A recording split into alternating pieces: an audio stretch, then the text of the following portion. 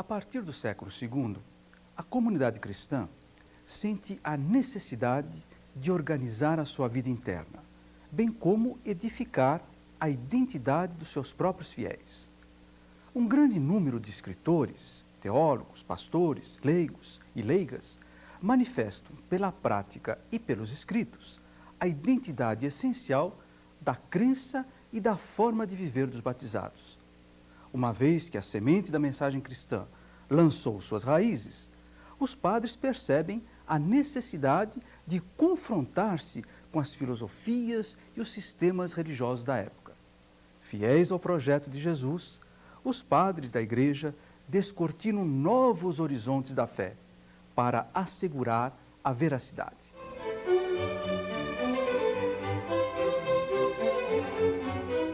A apologia é um discurso feito para fundamentar a fé cristã. A apologia cristã, no século II e III, desperta outro significado. Com o crescimento impressionante dos seguidores do cristianismo, os pastores, que eram também grandes teólogos, elaboram o conteúdo da fé cristã para alimentar os novos cristãos, para combater as falsas doutrinas e retificar os desvios das interpretações fundamentalistas dos evangelhos.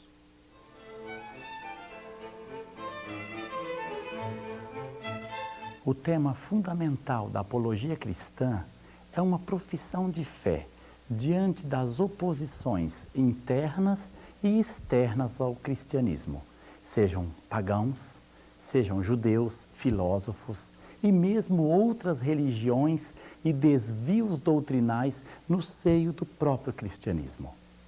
É nesse período que surge forte uma contraposição entre a ortodoxia e a heresia, num diálogo acirrado pela elaboração de uma verdade doutrinal que seja unida à forma de viver de todos os cristãos.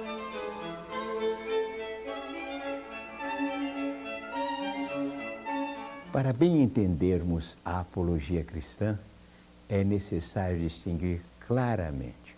Sua finalidade é muito diferente daquela apologia das pregações proselitistas atuais. O objetivo da apologia na patrística foi sempre edificar a fé da Igreja, guiando, exortando os cristãos. Os escritores apologistas procuram confrontar as ciências, as culturas, as filosofias e as demais crenças, buscando na sua linguagem, nos seus mitos, nos seus sistemas de pensamento, compreender o evento Jesus Cristo. Diante da sociedade civil, os apologistas procuram esclarecer os adversários da comunidade cristã, a veracidade e a validade de sua conversão ao cristianismo. As críticas públicas de Luciano de Samosata, de Celso de Fronton de Cirta, que foi mestre do imperador Marco Aurélio, provocavam insegurança nos cristãos iniciantes. Os apologistas podem ser situados a partir de 4 origens literárias básicas. Primeiro, na apologia grega, destacamos Justino de Roma, que escreveu 2 apologias e o Diálogo com Trifão. Foi muito importante a vida e a obra de Irineu de Leão, que escreveu um tratado contra as heresias e combateu o montanismo e o gnosticismo. Ressaltamos ainda as figuras de Atenágoras e de Aristides, que refletem sobre a morte e a ressurreição dos cristãos. Em segundo lugar, os apologistas latinos mais importantes são Hipólito de Roma e Lactâncio, que apresentam a Igreja como comunidade mística, unificada pela fé cristã. Em terceiro lugar, entre os alexandrinos, destacamos Orígenes, um dos maiores teólogos do século III. Em quarto lugar, entre os africanos, realçamos Tertuliano, grande teólogo, que se tornou rigorista numa segunda fase de sua vida. E Cipriano de Cartago, com seu magnífico tratado sobre a Igreja. Vamos destacar, por sua importância doutrinal e histórica, a teologia de Justino, de Roma, e de Irineu de Leão. Comecemos por Justino.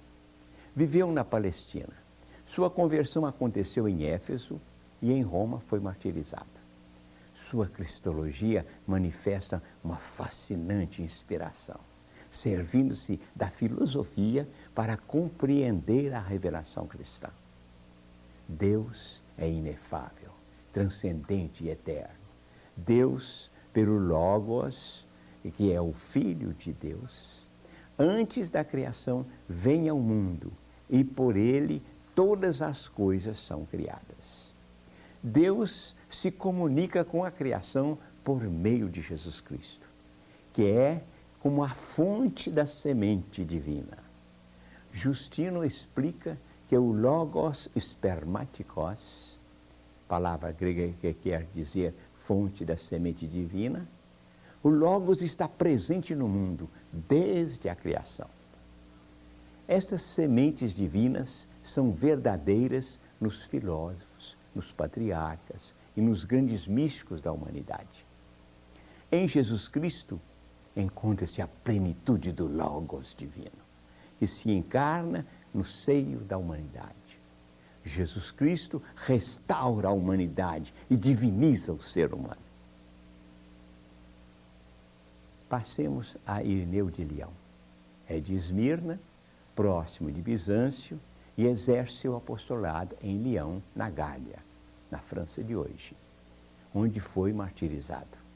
É considerado o primeiro teólogo cristão. Apresenta a Trindade como a unidade de três pessoas divinas, Pai, Filho e Espírito Santo. A ruptura da humanidade com Deus é recapitulada por Jesus Cristo. Pela ação do Espírito Santo, Jesus se torna presente de forma real nas espécies eucarísticas. Este sacramento torna Jesus Cristo perene no meio do povo. Jesus Cristo transforma a imagem natural do ser humano numa verdadeira transcendência divina. Afinal, recordamos sua bonita expressão, realçada nos dias de hoje pelo Concílio Vaticano II. A glória de Deus é o ser humano vivo. A elaboração doutrinal cristã de Justino e Irineu nos permite compreender a profundidade teológica e mística dos padres da Igreja. Os principais temas dos apologistas são doutrinais, como a unidade de Deus, o monoteísmo, bem como a divindade de Cristo e a ressurreição plena do ser humano, fundamentada na ressurreição absoluta de Jesus Cristo. Para entender a fé cristológica, os apologistas se servem dos conceitos filosóficos de verdade e de logos, mostrando que a essência divina se torna presente no mundo através de Jesus Cristo.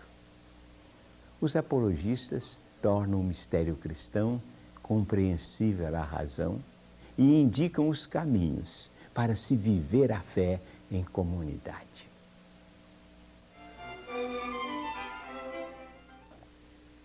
Nos primeiros tempos do cristianismo, o testemunho e a força carismática dos apóstolos preservavam a unidade dos cristãos, sem maiores controvérsias. As formas das organizações são simples e testemunham que a convivência era fraterna e participativa. A coragem dos cristãos e a profundidade da opção garantiam a unidade da comunidade. Quando as dificuldades começam a surgir, com problemas de convivência e autoridade, com a negação da fé e as formas rituais, surgem as primeiras normas que visam a organização dos cristãos. A comunidade eclesial é mais que uma sociedade civil, pois o seu vínculo é místico. Seus cuidados são entregues aos ministros responsáveis. Eles devem conduzir os caminhos da comunidade sob a vigilância das autoridades eclesiásticas. As comunidades têm ministros responsáveis, algumas vezes eleitos, outras vezes nomeados pelas comunidades, para guiar e cuidar da fidelidade dos fiéis, num grande respeito à mensagem evangélica e às tradições. As comunidades são inúmeras e as mais importantes vão se constituindo em forma de patriarcados ou de dioceses.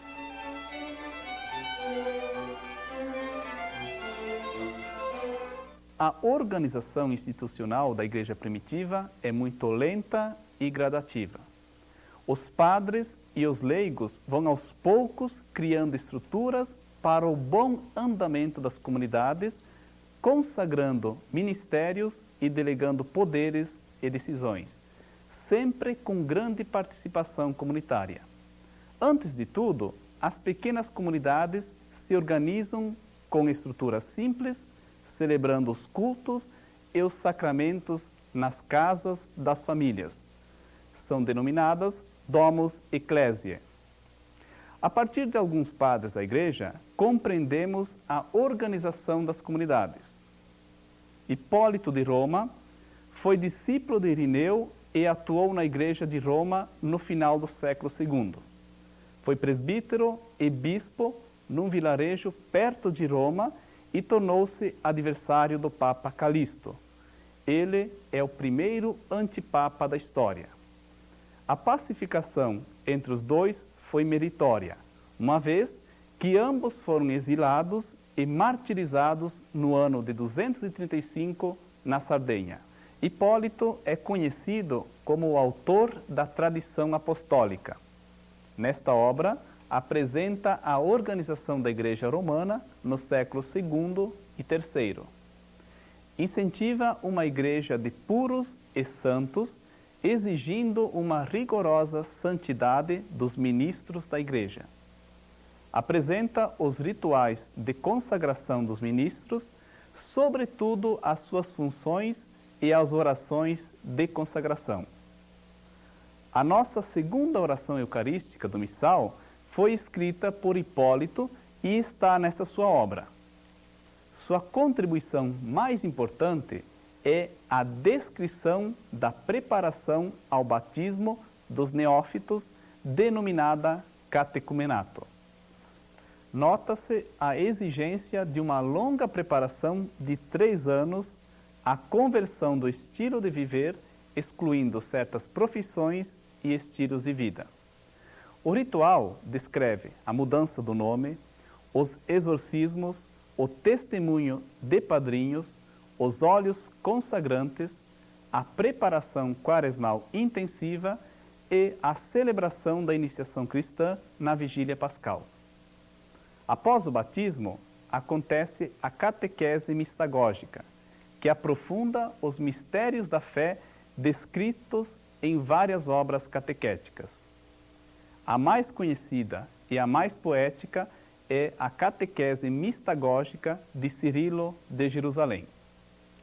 Hipólito descreve com grande precisão a pastoral e o ritual dos sacramentos da iniciação cristã, o batismo e a Eucaristia.